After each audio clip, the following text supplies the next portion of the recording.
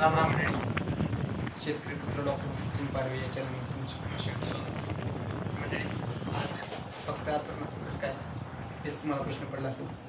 काय झालं माहिती आहे का, एका म्हशीला ट्रीटमेंट करायला गेलो होतो. त्या ठिकाणी म्हशीने लात घातली. आपली जबाबदारी, आपली खबरदारी जनावरांची ट्रीटमेंट करणं. जनावरांना काही समजत नाही, कसंही त्यांची सेवा करायला आपण ते त्यांना कळत नाही. आपण त्यांची सेवा त्यांना नीट करायचा आपला उद्देश राहतो, पण त्या टायमात आपला उद्देश आपण जनावरांना नीट करायची आणि पशुसेवा आपण जनावरांची सेवा करायची आपली तयारी असते आणि त्यांना रिकवर करायची, ट्रीटमेंट करून रिकवर करायची आपली कापलूत राहते. तर त्या कापलुतीमध्ये आपण आपलं भान विसरून आपल्या स्वतःकडे काळजी न घेणार की कसेही बसणे आणि ट्रीटमेंटच्या टायमाला आपण जनावरांकडे तिकडे किंवा आपल्याकडे स्वतःकडे दुर्लक्ष करून चालत नाही. तर मंडळी 8 वर्ष झालं प्रॅक्टिस करतोय मी. 8 वर्षामध्ये कधीच असं झालं नाही की मी स्वतःकडे दुर्लक्ष केलं नाही. जरा मी जरा सिरियस आजारामध्ये होती आणि म्हशीकडे जरा दुर्लक्ष केलं. त्यावेळेस म्हशीने मला लाथ मारली.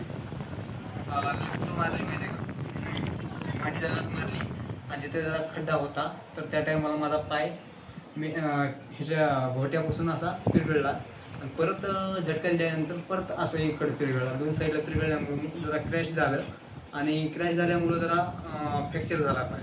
तर जवळपास आता कसं आहे की आपण जनावरांची सेवा करतो, आपल्याला जनावर बरं करणं हे आपला उद्देश राहतो डॉक्टरचा.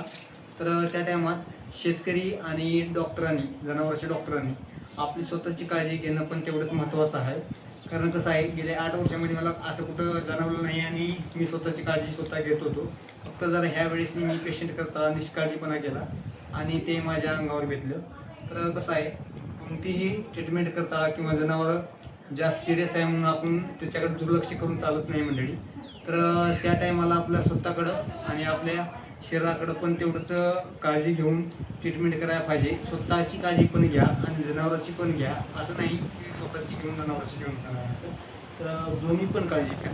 तर असं केला तर तुम्ही स्वतः सेफ राहील आणि जनावरांचं तुम्ही ट्रीटमेंट केल्यानंतर जनावर तुम्ही ठेवणार असं आहे. हे आपल्या हातात आहे, आपण ट्रीटमेंट देण्यावर. तर मंडळी, एवढं सांगायचा उद्देश होता की शेतकरी असेल किंवा डॉक्टर असेल, जनावरांना ट्रीटमेंट देते वेळेस त्यांना कळत नाही. आपण आपली स्वतःची काळजी घेणं तेवढंच महत्त्वाचं आहे. ह्या व्हिडिओतून सांगायचा उद्देश तेवढे हाच होता.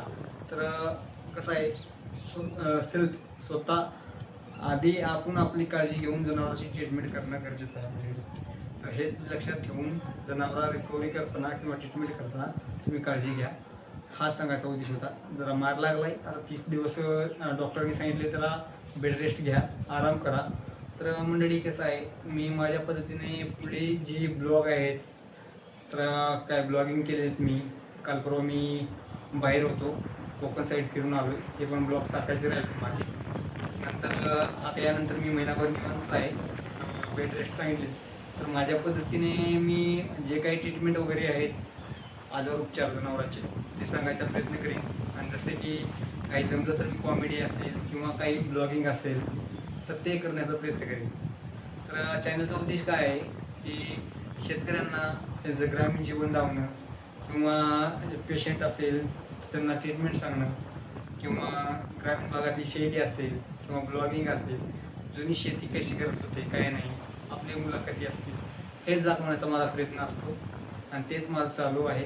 जरा वैयक्तिक कारण आहे त्यामागचं पण डेव्हलप करण्यासाठी. कसं आहे, जरा वैयक्तिक अडचणी असतात आणि ते आताच मी सांगू शकत नाही. जरा एक वैयक्तिक मोठं कारण आहे, त्यामुळे मी माझ्या पद्धतीनं मी यूट्यूबवर म्हणजे कसं आहे, मी ऑनलाईन राहण्याचा किंवा ब्लॉगिंग असेल व्हिडिओ बनवायचा प्रयत्न करतो. तर व्हिडिओ कसे वाटतात काय नाही ते मला कमेंट करून नक्की सांगा.